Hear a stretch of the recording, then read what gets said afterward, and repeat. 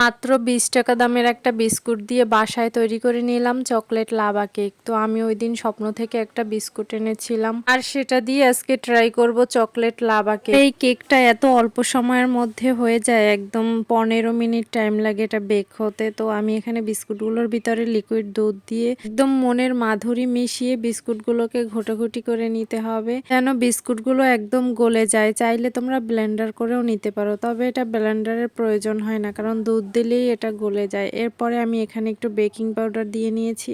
এরপর এখান থেকে আমি অর্ধেকটা কাপে ঢেলে নেব আর অর্ধেক রেখে দেব, কারণ এখানে মাঝখানে আমাকে চকলেট দিতে হবে, তাহলেই না হবে চকলেট লাভা কেক। তো এরপর বাকি অংশটুকু আমি এখানে দিয়ে নিচ্ছি। এরপরে আমি এখানে চুলায় একটা পাত্রে বসিয়ে দিয়ে এটা আমি 15 মিনিটের মতো বেক করব। এরপর 15 মিনিট পর আমার তৈরি হয়ে যাবে চকলেট লাভা কেক। আর এটা খেতে কিন্তু ভীষণ মজা হয়। তোমরা যারা এখনো এটা ট্রাই করোনি অবশ্যই এটা ট্রাই করবে, এটা কিন্তু অনেক মজার। আমার চকলেট লাভা কেকটা কিন্তু দেখতেই ইয়াম্মি লাগছে আর খেতেও কিন্তু ভীষণ মজার ছিল।